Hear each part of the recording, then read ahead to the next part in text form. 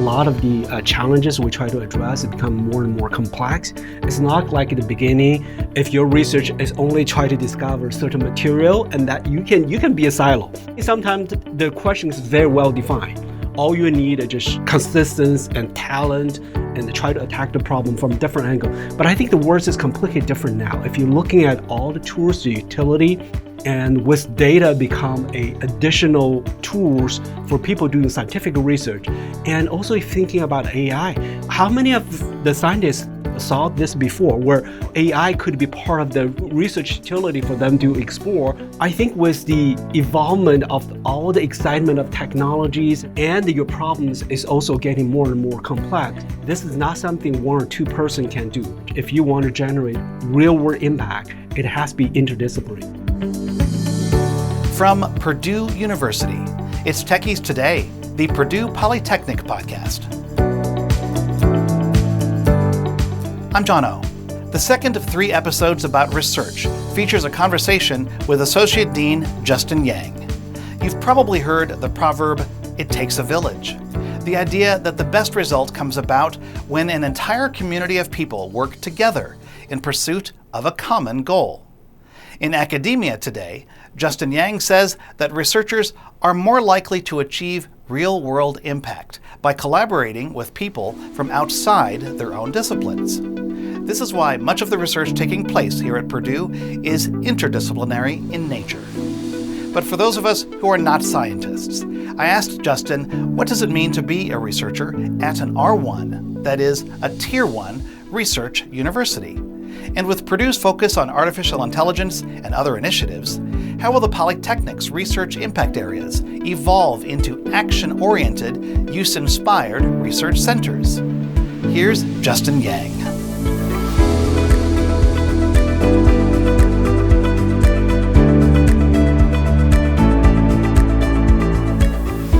The R1 classification is a Carnegie classification, and it actually came a long time ago.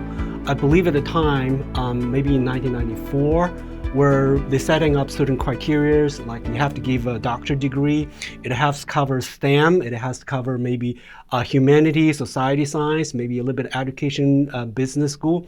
So you have to have maybe at least 70 doctoral students conferred every year. You have to have about 40 million back then, now it's 50 million research expenditure. So there's a whole lot of different criteria. So back then there was only like 59 institutions are qualified as R1 institution. But now with more and more universities pushing their research agenda, so I think now the list is about 146 institutions.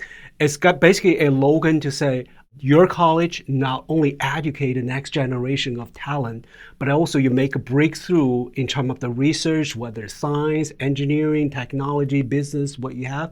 So I think it's in certain degree, back to President Chang's comment, it is excellent at scale, if you will. So it's simplified by not only producing high quality undergrad students, but also the PhD students, funded research from a federal or industry. And for some of the institutions, if they are able to move from R2 to R1, that's a very, very big deal. So I hope that answers your question. It does. I mentioned being an R1 just gets you that much more attention from funding agencies?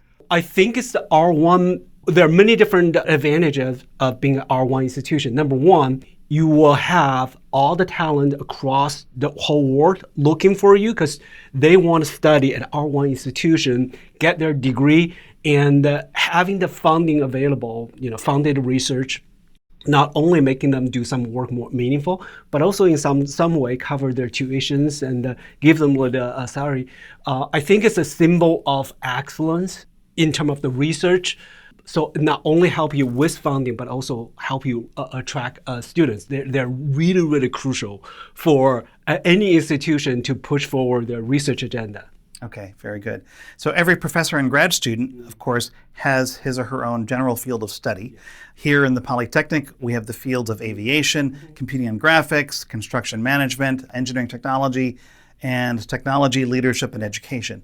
So again, for our listeners who are not researchers, would you please walk us through the general process of coming up with an idea, writing a proposal for it, looking for funding, and then getting started on the research. Yes. I think the research actually took quite a different forms in terms of looking for funding, getting the funded research, but mostly we're thinking about two of them. So part of the challenges for our Polytechnic faculty is often that the specific subject we're teaching are not necessarily geared directly towards some of the funding projects. So there's a little bit of something that Polytechnic faculty have to do in addition to give the best hands-on learning at the undergraduate level. But mainly we're taking about two different shapes. One is you already have some research going. So you're probably working with students, you have publications.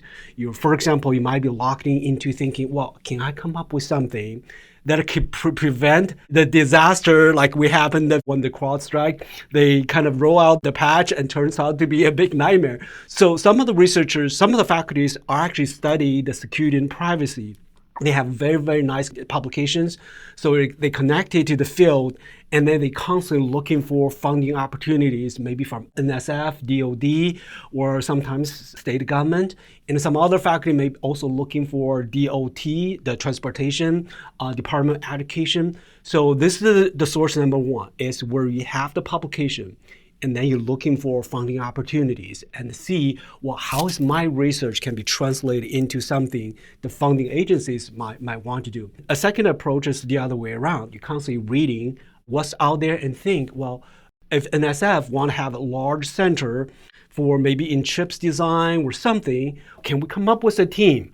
Or can we have something that's potentially available, either it's a short-term or long-term for some of those funding agencies?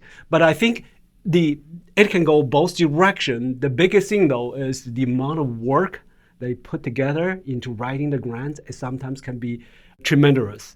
So we have faculty working days and nights, working to the last minute to submit a funding proposal. So federal funding proposals like NSF or NIH can be very demanding, and you're competing with everybody else, like MIT, Harvard included. So your success rate in many times is only 20%, which basically means if you spend days and nights, you write 5 proposals. If you're average in terms of this kind of skill, you can only get one of them funded, right? So that's why it's also sometimes important faculty looking into some of the industry fundings.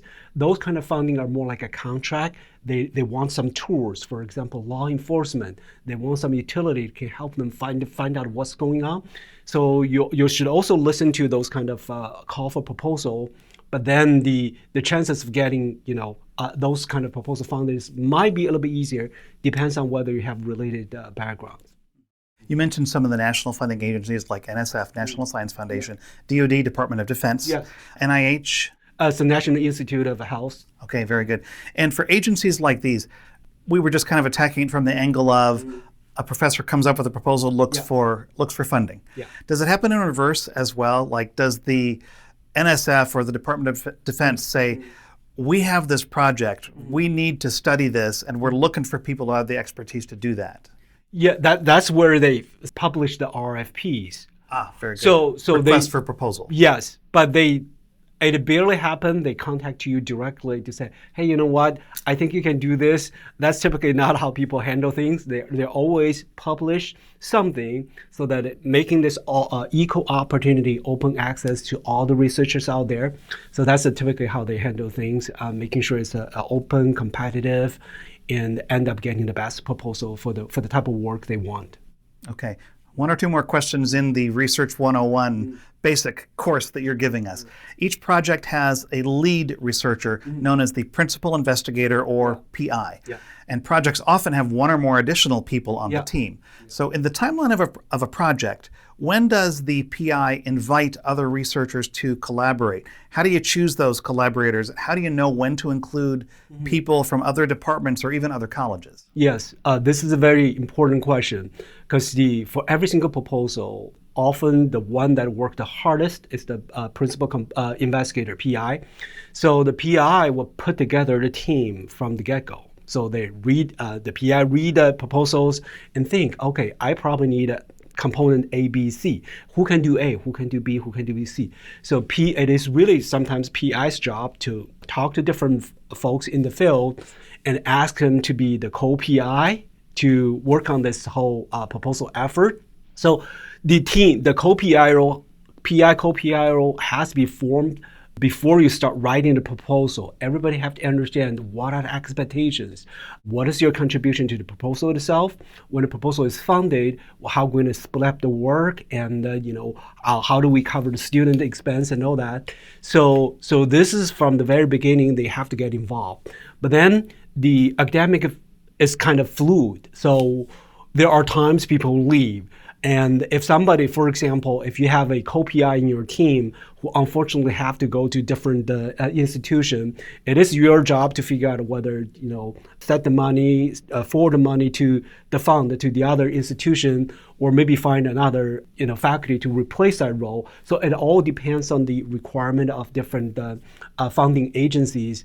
But I think the key here is the PI has to be very knowledgeable in terms of who can do what, and often takes a long time for people to have this kind of collaboration relationship.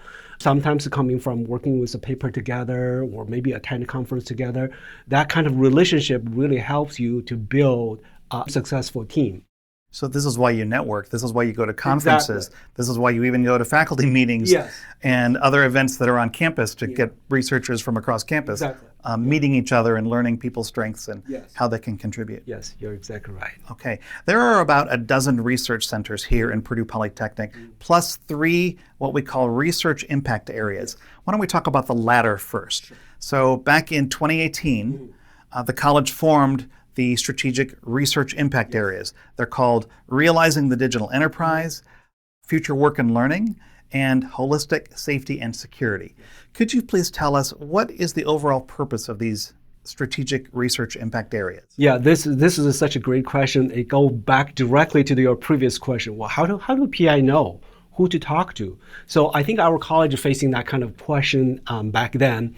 We're looking at, say, well, how do we know who is who in our college? If a faculty try to work on a certain topic, how does the faculty know who is working in the similar field and what's going on? How do we keep the faculty engaged? So this is really something that actually started out from Carrie Berger. She's actually really instrumental in terms of designing the research impact area. And actually, at first, we have 5 of them.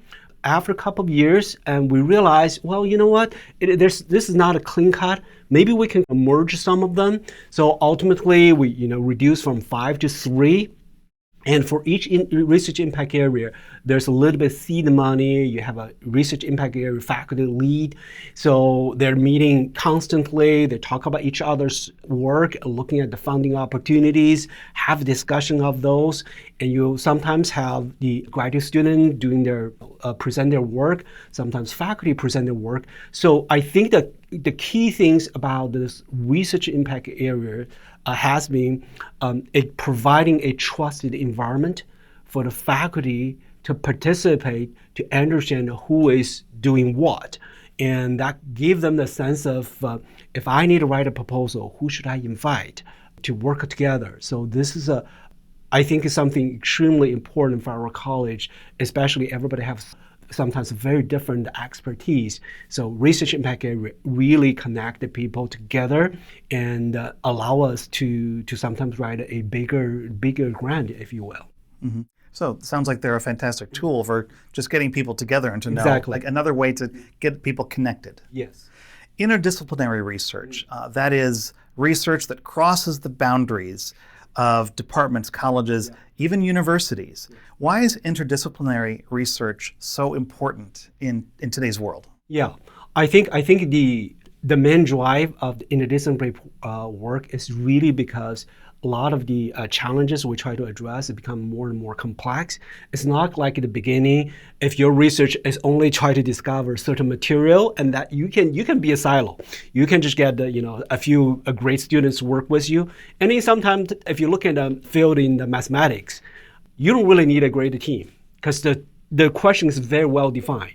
All you need is just consistency and talent and to try to attack the problem from a different angle. But I think the world is completely different now. If you're looking at all the tools, the utility, and with data become a additional tools for people doing scientific research, and also thinking about AI, how many of the scientists saw this before, where AI could be part of the research utility for them to explore for drug discovery, for all that kind of thing.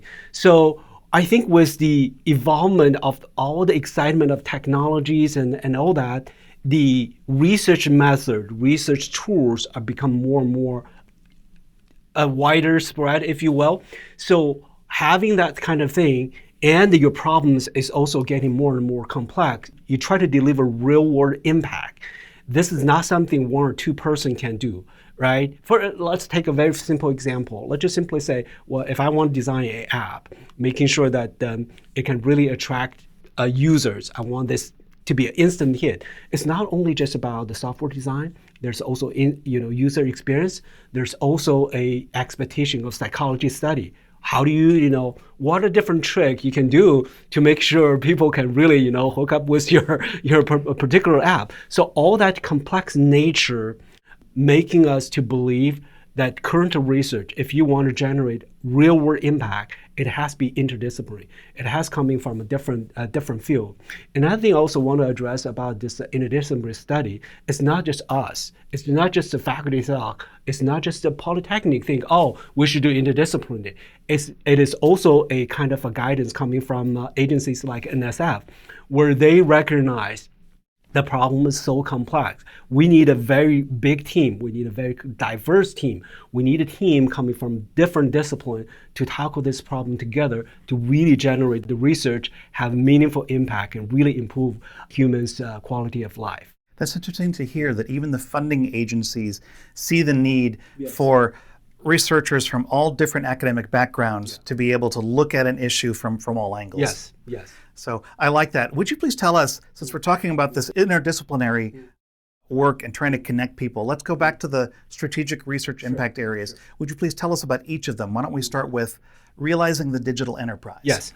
The realizing digital enterprise, some of the typical work you will see from this group are using data science or using machine learning, try to do something to improve certain processes. So we have, at our college, we have some really interesting work. For example, you have faculty working in smart manufacturing, right? You have the sensor, you have the data, you have all those different decision tools. Well, how can you automate this whole process? So our college is really, really successful in terms of pushing the research in smart manufacturing. And we also have an educational component to show off our smart manufacturing. And we also have IMAC, which is led by Nate. It's a very, very significant effort within our state. And we also have faculty who publish in the top 4 machine learning conferences competing with computer science. Those conferences are like AAAI, ICML, NeurIPS, and CBPR. Those are very, very high impact conferences. So our faculty are able to come up with a different design or optimized algorithm so that it can use their algorithm in the autonomous driving scenario, maybe in the case of doing the automatic detect any kind of defects from manufacturing parts. So a lot of interesting work happening in the research impact area. It's all about thinking about how we better use technology to really generate some meaningful use, in particular in the field of data science and AI. Sure. Okay, so that was realizing the digital enterprise.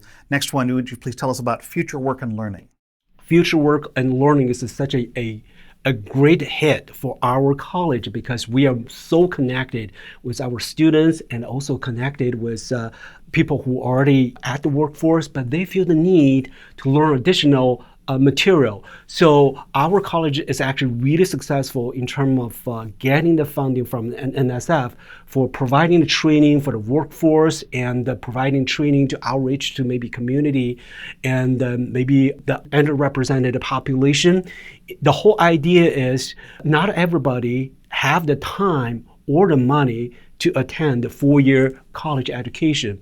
And then you also have a significant gap between what's available out there in terms of curriculum versus the reality because your technology pushed too fast. So there are certain things not developed. And then you also have the case where the whatever you learned at college is already outdated. I mean, I just look at myself, I was thinking about all the great things I learned from college 30 years ago. A lot of things are completely expired, right? So the fundamentals are still there. So I have to push myself really hard to keep learning new things, new tools, and same challenge in facing for the workforce. So how do you actually come up with something to deliver something incremental to provide that kind of knowledge to people at work? And in particular, thinking about cybersecurity is such a new thing. Well, can you come up with a training module that makes sense to the workforce and it's also manageable for a full-time employee to learn this, to apply the knowledge at the work, and also maybe hopefully getting a different track for them to work at the field, hopefully getting better pay. So our future work and learning, so have that kind of need in there. But we're also very innovative when I'm thinking about, well, how can we better teach STEM? So STEM education is part of a very important piece for that particular research impact area. And we're very fortunate to have many great thinkers in our college, and they constantly pushing the boundary and figure out different ways to teach our K-12 students become better and more capable in the future workforce. Yes, we like to say that our college is the T in STEM, science, technology, exactly. Engineering, and math. Yeah. And the third of the strategic research impact areas, holistic safety and security. Yes. This research impact area actually have two major components. One's the safety, the other security. So safety is more about protecting humans, right? So we have faculty, for example, in the aviation industry, they spend a lot of time doing the safety. We have folks in CMT, they study, well, how can you figure out any kind of detection mechanism? You can see human getting absolutely tired, and you send them a signal and just, hey, maybe you want to go to the rest area to take a short nap before you keep driving. So the safety is an area you want to protect a human. And in addition to the typical safety research, we also have some of the faculty doing the research in something we call cyber physical system. And this is also very, very important. How do you protect your critical system, right? And I think the same thing for the attack. It really impact. The purpose was having the software to protect those critical infrastructure. But when you roll out updates in such a fashion, it actually making things much worse. So those are certainly the things we should think about. But those are the more on the safety side. Now, security certainly is something extremely important, right? I mean, you got ransomware hit all the time. You have denied of services attack. Sometimes you got some stolen password and all that kind of things. So our college is very fortunate to have a great number of faculty working in this particular field. And one particular area I think our college did very well is the digital forensics. So this is where when something happened, well, if you acquired their digital devices, can you actually create something from the devices they have, making them into something presentable in the course as artifacts for the course case to make an argument whether something really happened and all that kind of stuff. So thinking about example of the assassinating attempt for Trump, well, if you got this guy's cell phone, how do you actually analyze what the searches he has done and what are things he studied? So those are part of things that our college did very well. We have a number of faculty that fabulous work and is able to support research from NIJ, and National Institute of Justice, and the DOJ, Department of Justice. So we develop many different tools for them. So that's the forensic side. And the security, of course, is about how do you build your network more secure? How do you provide privacy? So we have faculty, they have the proposal, try to build the privacies and all that, got funded by the NSF as a career award, which is one of the highest award you can get for a young investigator. So NSF basically saying, you know what, we have such a trust on you. We believe you can do something great. Here's the money. Go do whatever you want in the specific topic you want to do. Mm-hmm. We talked with Gary Bertolini, our former dean, in our last podcast episode, and he mentioned, just as you just did, how important it is in our college that we have faculty who are so good at instructing. They're very good in the classroom, but also now very good in the realm of research, and as measured by things like NSF Career Awards for research. Yeah. So a couple minutes ago in our conversation, I mentioned research centers in the college as well. We've been talking about the strategic research impact areas, but we have a number of established research centers, including teams who are focused on things like advanced aviation analytics, alternative fuels for aviation, design and construction integration, manufacturing efficiency, smart manufacturing, as you mentioned, biometrics, robotics, and robots and sensors for human well-being, and that's to name just a few. How does the work being done in our research centers connect with the strategic research impact areas that we've been talking about? So first of all, I have to admit, I don't know all the different centers. When you're looking at how great our college is doing, there's so many exciting things going on. So I know some of the work, but not all of them. But connection between the research impact area and the centers, the research impact area is more like team bonding, kind of like a pre-center phase, if you will. It's where you get to know other people, you know their work, you have their faculty support group, and you try to learn the ABCs, you try to understand how can we put together a better, strong proposal, how do I better manage graduate students, and how do we better manage budget, and if something happens, how do I do? So a lot of what if as the places where you can learn. What the centers are your action team. It's where you decided, hey, I want to do something. So in addition to sometimes it's just solely based on one big proposal. But a lot of time you will see a center will keep pushing for more research grants. So you have a group of faculty who want to work together. They're constantly looking for funding opportunities to feed into this center. So center in certain way are certainly the action centers. The benefit of having centers are a lot of time they have the better visibility, and they can sometimes talk to the industry directly. They have the vetting from the industry, and your center can really deliver the work. And I think that another way, again, back using President Chang's comment, is excellent skill. You don't want just I'm a great researcher, but that's not enough. You want to have a group of great researchers that really can do greater things. And also I want to mention that part of the things we want to do here in our college is really moving from this research impact area towards the centers. So I want to share some of the exciting things with you. One of the things we're trying to build is RDE, research impact area. The core research function of that particular group is going to be moving towards a applied AI center. So basically means we're going to get rid of the self-introduction, blah, blah.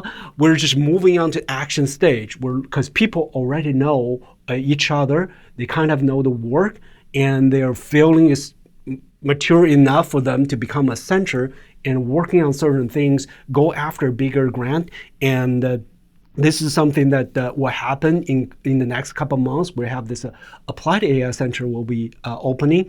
We also have going to have more of the centers in the pipeline, but we don't want to roll them out all at once. So there will be centers just focusing on the future workforce and learning. There will also be a center focusing on more on the safety and security side. So the research impact area will more become that kind of teaming activity in that stage versus the center are really taking the center of taking all the different actions. I also want to mention that there are some of the centers that actually were pretty high profile. For example, one of the centers that is called AIDA 3 is leading by Polytechnic faculty, and it has a group of faculty outside Polytechnic working with engineering. It actually have a very, very big impact, are able to connect people from different department, from different industry, and it has a very ambitious goal moving forward. So my impression for our college in terms of the future is really having more of those centers, have more of the faculty that are very ambitious, really want to do great things, and all we need to do is just providing the resources and the support they need, and making sure that they have everything they possibly can have to really doing these great things.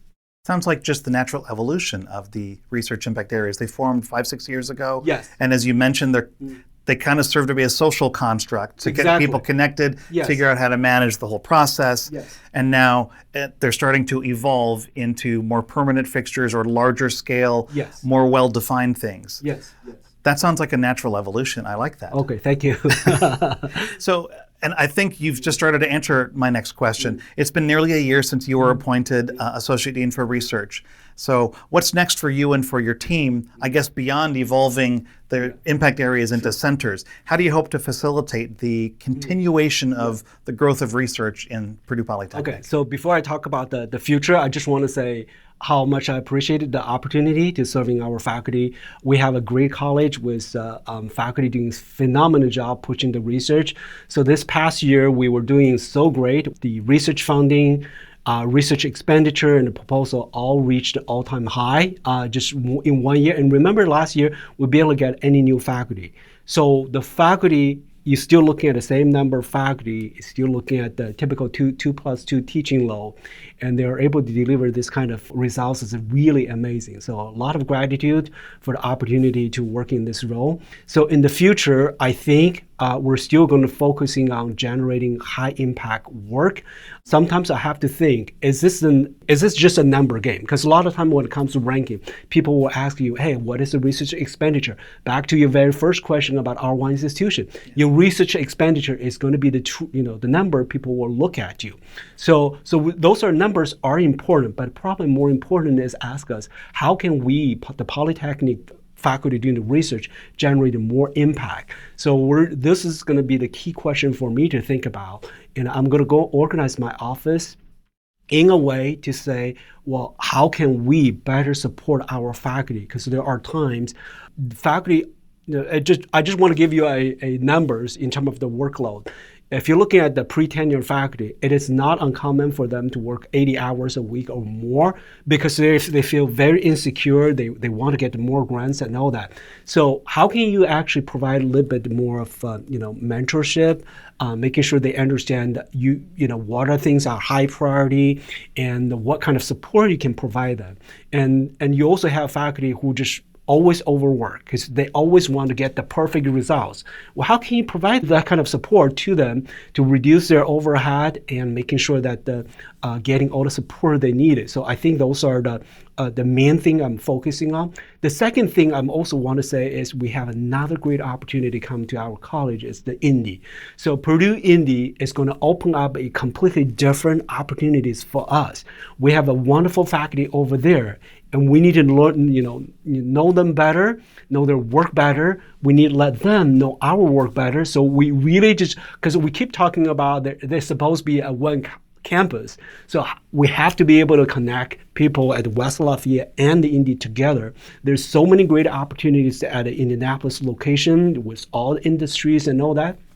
So my next priority is making sure that the people want to do great things are able to connect with all the different opportunities, can be part of the great teams and have enjoying the process of keep exploring the opportunities not only at West Lafayette but Indianapolis and beyond Indiana. So I just see the future of our college when it comes to research is going to be very exciting. Before we finish, is there anything when we first talked about doing this recording together, is there anything that you thought maybe we should talk about that we haven't talked about? Sure. I think there's one thing I really want to highlight is our faculty. When it comes to research, often if you're thinking about the typical research, people always think about science and engineering, where technology, people always think, oh, is that really a research? So this is why if you're looking at the typical journals, they're mostly geared towards science and engineering versus really not much of journal really just meant for technology. So the thing I want to mention here is our faculty are able to publish for a typical engineering-related journal, no problem. We have some great publication coming from our college, and our faculty are really working on both hands-on teaching and applied research, use-inspired research. I think sometimes the difficulty is way underestimated. For someone to know the knowledge, it's not too difficult, but someone have the hands-on knowledge and it can translate that hands-on knowledge into applied research. It really demands the faculty to have a very deep understanding the whole technology and has the hands-on experience and also have the theoretical thinking to push the boundary and make it better. So for that, I really want to just highly praise our Polytechnic faculty for the wonderful work they have done, not only in high quality teaching, but also can translate that hands-on teaching into applied, use-inspired research can generate real-world impact.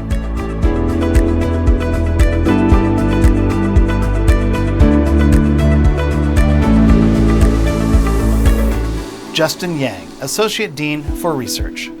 Purdue Polytechnic's Office of Research publishes a free newsletter. You can read it online or sign up to receive it by email. Find the details in our show notes, plus the link to watch this episode on video at polytechnic.purdue.edu/podcast. And look for episode 21.